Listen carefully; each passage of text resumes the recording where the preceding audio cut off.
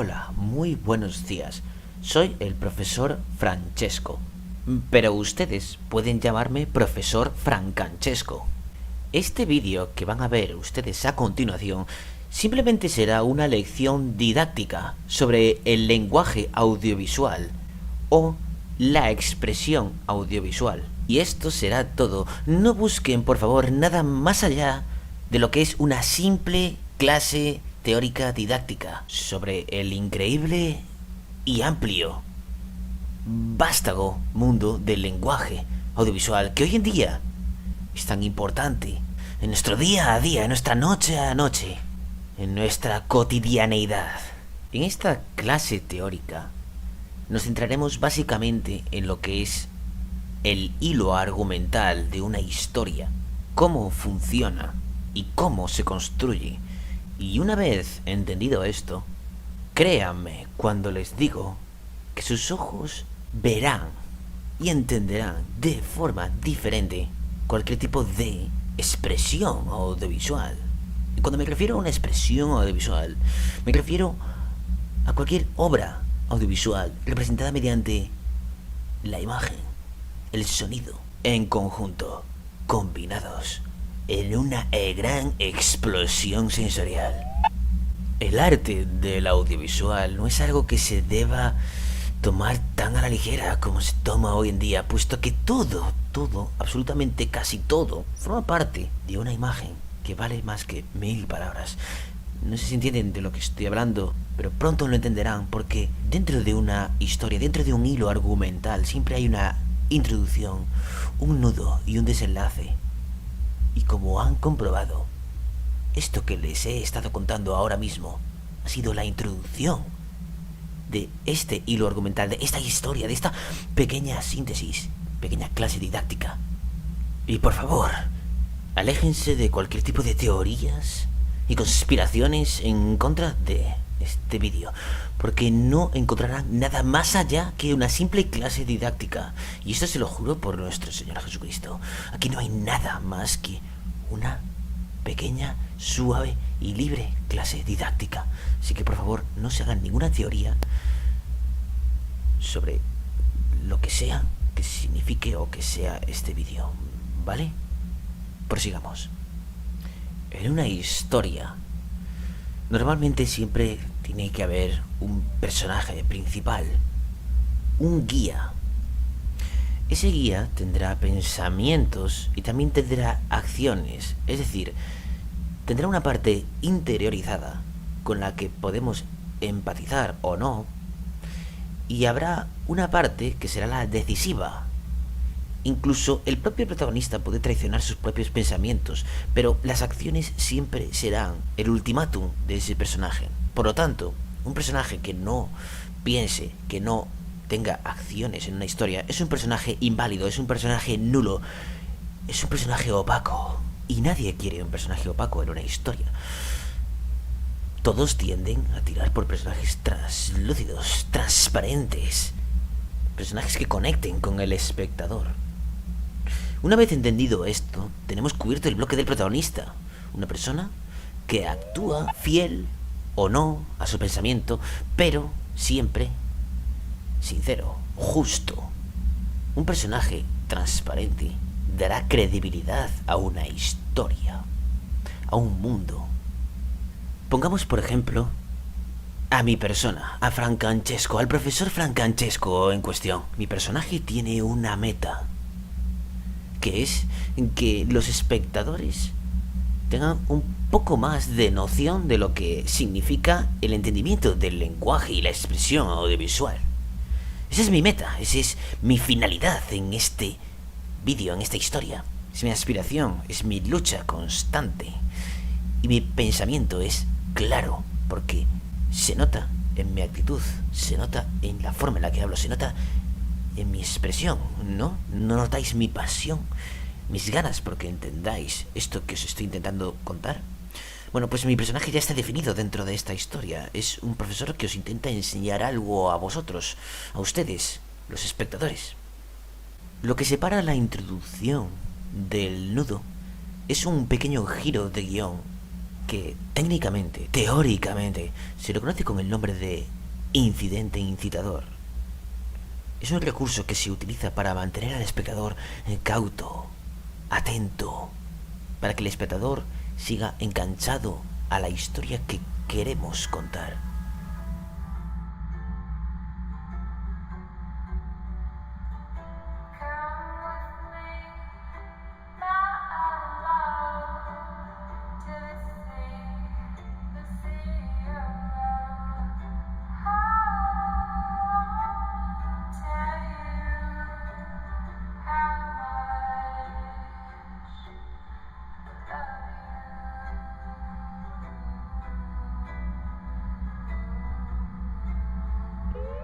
Por mi parte he intentado algo parecido a lo que sería el efecto de un incidente incitador.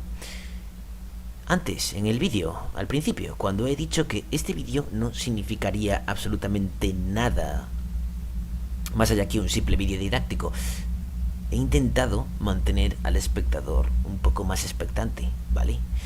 Pero bueno, en un caso de una película, por ejemplo, sería algo más fuerte, más notorio, como por ejemplo que al protagonista le culpen sobre un crimen que él no ha cometido.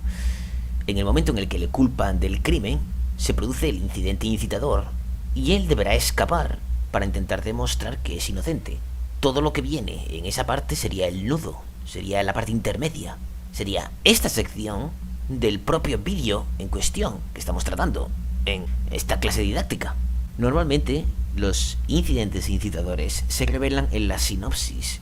Es un fallo, para mí, bastante grande porque rompe un poco la magia de ciertas historias que podrían ser muy buenas si el hecho fuera descubrir justamente ese incidente incitador.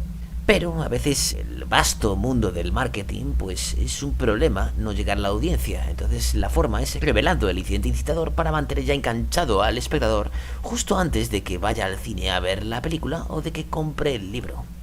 Pero prosigamos con cómo un autor, como alguien que quiere expresar una historia mediante las imágenes, logra crear ciertos efectos en el espectador o ciertos lenguajes audiovisuales dentro de una obra audiovisual. Y para ello vamos a ir directamente al grano con aspectos puramente técnicos, que son ni más ni menos que la utilización de los planos, encuadres.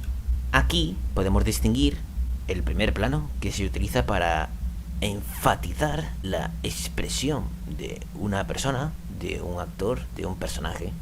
Un tipo de plano muy utilizado, sobre todo a la hora de mostrar los sentimientos, las emociones, el mundo interior de los personajes que se muestren en el primer plano. El plano medio recorta al personaje por la cintura y sirve también como un plano situacional, para situar al personaje en un lugar, para que el espectador entienda tanto la presencia del personaje y los gestos y acciones que realice y el lugar en el que está situado.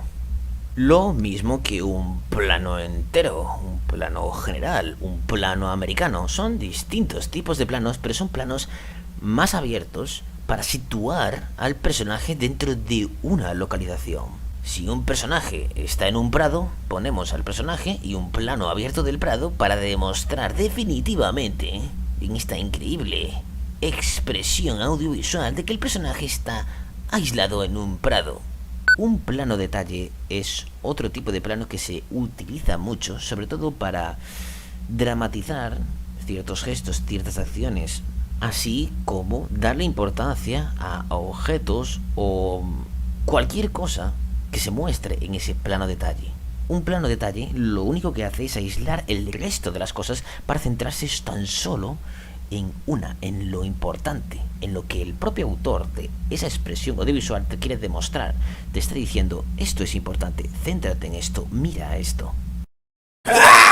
Luego también tenemos el plano secuencia, un tipo de plano muy elegante, pero muy difícil de realizar. Se suele usar sobre todo para dar credibilidad a las acciones de ciertos protagonistas. La cámara sigue el trayecto de estos personajes a través de un periodo de tiempo que puede llegar a los 2, 3, 5 minutos o hasta los 10, 20 minutos o incluso una película entera puede ser un plano secuencia. Y bueno, creo que estos son los planos más importantes. Luego encontraremos el primer plano, el super gran angular. Hay muchísimos tipos de planos. Pero bueno, os animo a que os adentréis en el vasto mundo de Internet por si os interesa más saber sobre planos. Pero aquí ya estamos pasando el ecuador, ya estamos pasando lo que es la parte del nudo de esta historia, donde yo, profesor Francesco, os estoy dando unas clases didácticas sobre la expresión audiovisual. Y nos vamos a centrar ahora en lo que es la parte final, la parte del clímax final. El clímax final, es decir, el desenlace de nuestra historia, es quizás la parte más importante de una historia, puesto que sería lo comparable a un postre en una comida. Si el postre es caca de vaca, entonces la comida sería una verdadera mierda. ¿Estáis al mismo nivel que yo? ¿Entendéis la referencia? Por lo tanto, una vez llegado al clímax, ya se debe haber realizado varias tramas importantes en la historia. Por ejemplo, mi trama, la trama mía personal del señor Francesco, profesor Francesco, ha sido el de enseñaros ciertos aspectos de la expresión y el lenguaje audiovisual, y ya lo he hecho. Por lo tanto, yo me siento realizado, me siento una persona más mejor. Por lo tanto, ya he cumplido mi sueño, mi propósito. Y este tramo final es un tramo donde yo estoy muy feliz, agradeciendo el hecho de poder estar aquí, pues contándoos este tipo de cosas, ¿no? Poco tengo más que añadir. Por lo tanto, la parte del clímax, la parte del final, puede ser una parte tranquila, ¿vale? Una parte tranquila donde los personajes pues se acomoden y se finalicen sus respectivas tramas. Pues por ejemplo, si en este propio vídeo apareciera por aquí mi abuela y que, ¿sabes? Y que mi abuela tuviera algún tipo de problema, pues a la parte final pues iría a visitarle, diría: abuela, por cierto, toma este repollo tal, o estas hortalizas. Y ella: hostia, te has acordado, gracias. Y yo: de nada, abuela. Y ahí también terminaríamos la parte de mi abuela. Pero es una parte donde no tiene que ser ahí la de Dios. La parte del clima tiene que ser una parte tranquila. Puede ser también el clima tipo el auge de la historia, como pasa por ejemplo en El Sexto Sentido, la película que, bueno, tiene uno de los mejores finales de la historia del cine moderno, ¿no? Pero puede ser, el final puede ser un giro del guión devastador, pero ahí nos agregamos mucho a que todo lo que habíamos contado antes dependa de esos 2 minutos, ¿sabes? Son 2 minutos, amigos míos. 2 minutitos, que nos la estamos jugando todas, en 2 minutos. Por eso es muy arriesgado tener un giro final de guión increíblemente espectacular. Pero bueno, podemos hacerlo. Si nos confiamos en que el giro final es muy bueno, podemos hacerlo e intentarlo. Y si es bueno, podemos hacer una increíble obra maestra. Pero bueno, ahí lo dejamos. Y nada, otro tipo de detalle que os quería comentar es el tipo de final. Puede ser un final abierto o un final cerrado, ¿no? El final cerrado pues cierra todas las tramas, ya no hay ya no hay donde buscar, ya está todo contado. O sea que no indaguéis más en el tema, porque ya no hay nada más, ¿sabes? Todos los personajes acabaron con sus movidas y ya está. Yo, por ejemplo, ya conté mi historia, punto final, ya no tengo nada más que decir. Pero también están los finales abiertos, donde pues se deja pues un poco pues la mentalidad abierta a la reflexión del espectador, ¿no? A que el espectador pues piense en lo que acaba de ver y diga: oh, y esto, tal. Donde las tramas que se iniciaron no se resuelvan del todo, quedan un poco abiertas ahí, ¿no? O puede ser también esta trama, ¿no? Puede ser, pues, que igual hubo algo que se os escapó por ahí por el medio, y de que este vídeo, pues, sí que era algo que os quería decir, yo, Francesco, y que todavía no lo habéis pillado.